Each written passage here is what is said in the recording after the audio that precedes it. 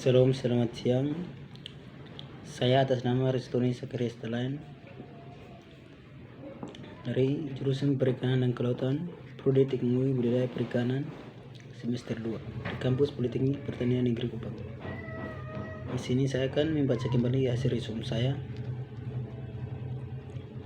tentang makanan dan kebiasaan makan ikan.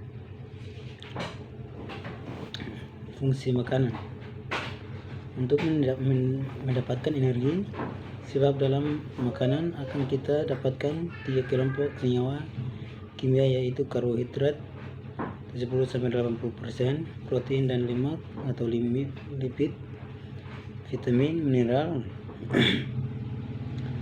Dalam karbohidrat pergolongan karbohidrat mono atau ligi dan polisisarida. Bedanya dalam hal itu tidak dapat diuraikan dalam proses hidrolis. Karbohidrat dalam tubuh mengalami perubahan metabolisme menjadi glukosa yang terserap dalam darah, sedangkan glikogen adalah karbohidrat yang disintesis dalam hati dan digunakan pada jaringan otot sebagai sumber energi.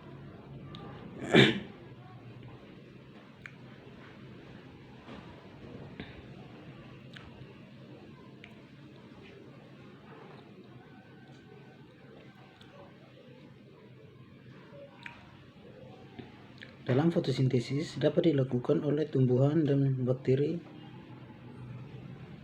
anaerob. Sumber energi berasal dari tumbuhan, plankton, dan tanaman berbunga yang menyimpan energi hasil proses fotosintesis di proses membentuk zat organik karbohidrat dan zat organik HO2 dan CO2 dengan bantuannya cahaya matahari. Matahari membawa unit-unit energi yang disebut foton dan energi. Inilah yang memegang peran dalam proses fotosintesis. Cahaya tumbuhan HO2 tambah CO2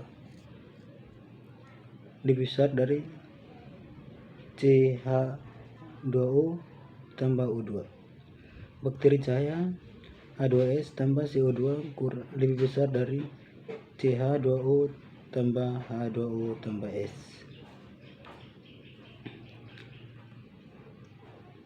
Secara umum pada reaksi tersebut H2D adalah donor hidrogen dan D adalah bentuk oksidasinya, sehingga Van Niel berpendapat bahwa dalam proses fotosintesis yang menggunakan air atau HO2 sebagai donor hidrogen, molekul oksigen yang berbentuk bukan berasal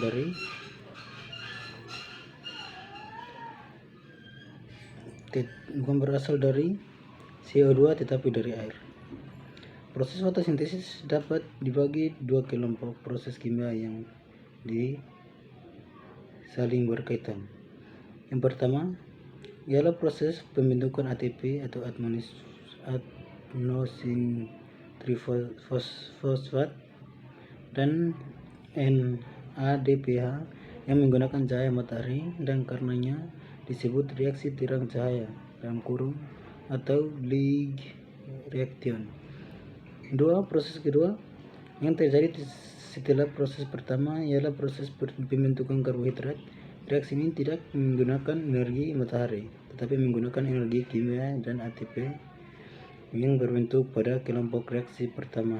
Reaksi kedua ini disebut reaksi gelap cahaya atau dark reacting.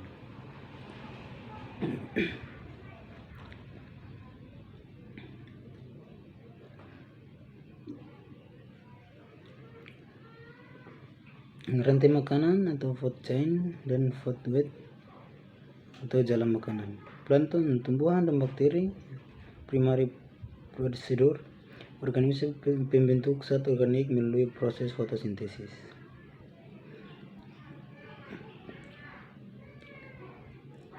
Sekunder atau konsumer atau pemakan kedua ialah orang pemakanan primary consumer.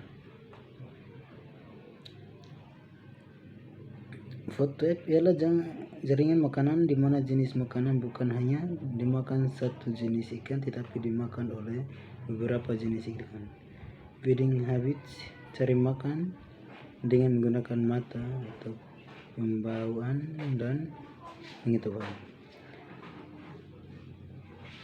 Kebutuhan nutrien ikan, kebutuhan protein. Menurut Watanabe 1988 menyatakan bahwa protein dibutuhkan oleh ikan untuk pertumbuhan dan menghasilkan energi dan merupakan bahan pengusung utama dari jaringan dan organ tubuh hewan.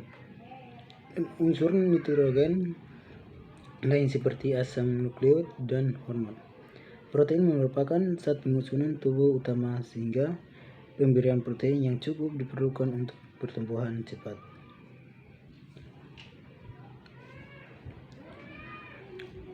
Dalam kebutuhan lemak, beberapa sebagai sumber energi dan untuk memelihara bentuk dan fungsi membran atau jaringan, fosfat dan steroid bagi organ tubuh tertentu serta untuk mempertahankan daya apung tubuh NRC atau 1977.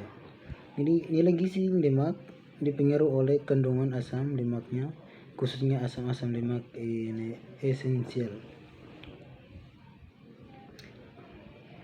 Kebutuhan karbohidrat berfungsi sebagai sumber energi utama 70-80% dari komposisi makanan yang dibutuhkan oleh tubuh. Karbohidrat terdiri dari bahan ekstrak tanpa nitrogen atau BNTN dan serat kasar. Karbohidrat dalam bentuk zat kasar sulit dicerna. Pengaruh karbohidrat terhadap pertumbuhan dipengaruhi oleh beberapa faktor, yaitu karbohidrat dalam pakan, kecernaan karbohidrat, dan jumlah pakan yang masuk.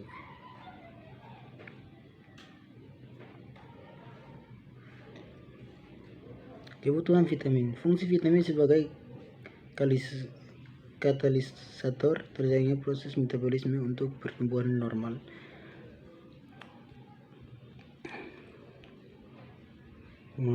Atau perawatan tubuh dan reproduksi.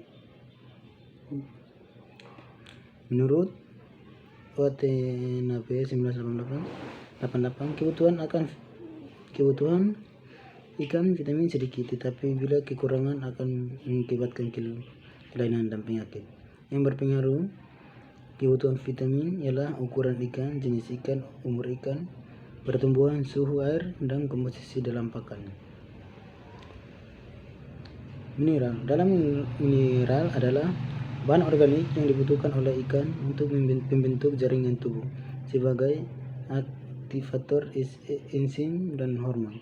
Kebutuhan mineral ikan sulit diprediksi karena dalam air terdapat mineral yang dapat diserap ikan melalui insan, yaitu kalsium dan fosfor. Pakan buatan dan sumbernya bahan pakan buatan. Pakan buatan ialah pakan yang sengaja dibuat dari beberapa jenis bahan baku. Kegunaan pakan buatan dapat disediakan dengan mudah secara kontinu dalam jumlah yang cukup. Tersedia bahan baku yang banyak dan murah serta bernilai gizi tinggi. Tujuan pemberian pakan buatan adalah untuk memenuhi kebutuhan organisme ikan saat pakan, baik secara kualitas maupun kuantitas. Protein. Dalam sumber protein yang dibutuhkan untuk pembuatan pakan adalah kacang kedelai, kacang hijau, biji kapas, dan biji kapok. Sumber bahan baku pakan berasal dari hewani sebagai sumber protein, campuran tepung daging, tepung udang, tulang, tepung daging, tepung ikan, tepung darah, tepung udang. Tepung kedelai merupakan bahan nabati yang mempunyai peranan penting dalam penyediaan protein karena mempunyai nilai nutrien atau kemampuan bekerjasama dengan enzim tertentu. Baik, namun tepung kedelai mempunyai zat anti nutria yaitu zat yang menghambat bekerjanya enzim trypsin atau disebut trypsin inhibitor. Sumber karbohidrat untuk pakan buatan berasal dari dedak padi, dedak gendong, dan tepung jagung. Tepung jagung yang sering digunakan pakan berasal dari jagung kuning dan jagung putih. Jagung kuning mengandung protein dan energi lebih tinggi, sedangkan daya lekatnya kurang. Sedangkan jagung putih sebaliknya, protein dan energinya kurang tapi daya lemaknya kuat.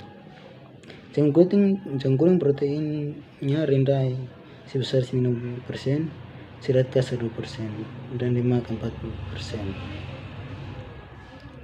Baik, inilah hasil ringkasan saya.